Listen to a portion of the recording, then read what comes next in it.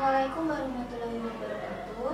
Halo Sobat Iksada TV, kembali lagi di Tas Buku Komunitas Bedah Buku. Saya Titi Nurayati dari LPM Generasi ke-9 selaku moderator bersama dengan rekan saya Infatim Hotifah dari LPM Generasi ke-9. Di sini saya sebagai pembedah buku pada tas buku kali ini. Baik, Kak Infi, boleh dijelaskan sinopsis tentang bukunya? Baik, di sini saya akan membedah buku tentang kamu. Ini dibuka dengan seorang pengacara yang bernama Zaman Zulkarnain. Dia berasal dari Indonesia. Beliau bekerja di salah satu firma hukum yang berada di London. Dia bertugas untuk menyelidiki ahli waris seorang Sri Ningsih. Dia juga berasal dari Indonesia. Dia meninggalkan ahli waris sekitar 17 miliar.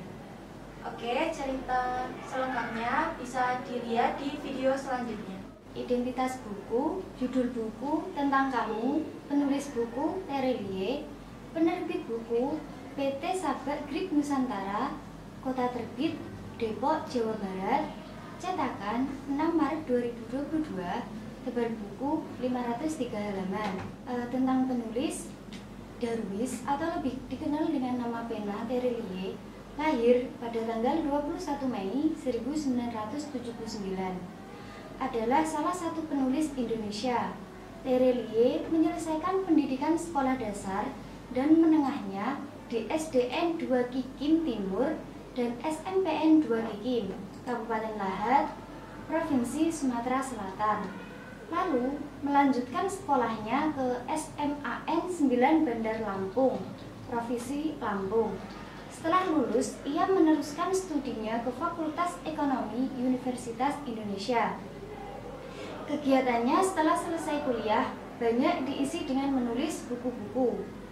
Beberapa karyanya yang pernah diadaptasi ke layar lebar yaitu Hafalan Sholat Delisa, Bidadari-Bidadari Surga, Moga Bunda Disayang Allah, dan Rembulan Tenggelam di Wajahmu. Sehari-hari ia bekerja sebagai akuntan. Sinopsis: seorang pengacara yang bernama Zaman Zulkarnain bekerja di Thomson dan Siu Pharma Hukum. Dalam novel ini bermula dari ketika Zaman diberikan kasus untuk mencari ahli waris dari seorang wanita yang meninggal, dan dia meninggalkan harta yang sangat banyak. Ia sendiri berasal dari Indonesia, namun tidak ada tanda-tanda mengenai ahli warisnya. Klien ini yang bernama Sri Ningsih, yang terakhir diketahui jejaknya ia tinggal di panti jompo yang berada di Paris. Dan akhirnya Zaman datang ke Paris untuk mencari sebuah petunjuk. Namun ia hanya menemukan sebuah diari kecil yang berisi foto dan hanya ada 10 halaman yang berisi tulisan. Dan itu pun dibagi menjadi 5 bagian, masing-masing ada 2 halaman. Setiap halaman hanya ada 1-2 paragraf pendek, dan diari inilah yang menjadi petunjuk untuk mencari ahli waris tersebut. Buku diari yang pertama berisi tentang kesabaran. Itu pada tahun 1946 sampai 1960.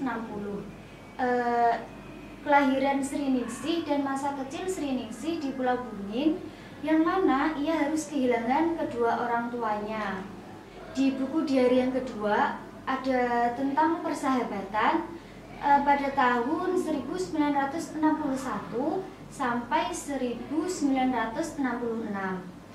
Perjalanan Sri Ningsih dalam menimba ilmu di Madrasah Surakarta, yang mana dalam perjalanannya Sri Ningsih harus kehilangan keluarga satu-satunya, yakni dalam masa pengkhianatan dalam pesantren di Surakarta. Buku diari yang ketiga berisi tentang keteguhan hati.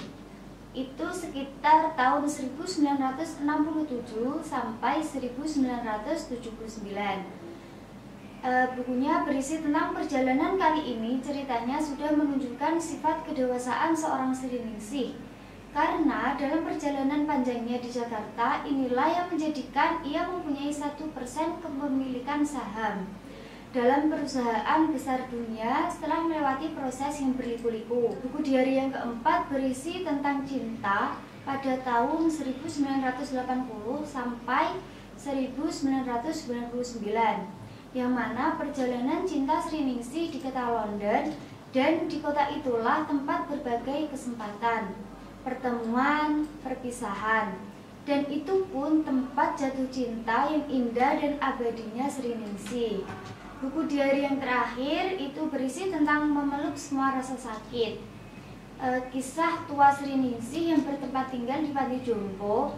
Menariknya, meskipun Sriningsih hidup di Panti Jompo, Sriningsih tetap berusaha mengukir kisah yang luar biasa dalam menjadi seorang guru tari yang menjadikannya dapat mengelilingi seluruh benua di dunia.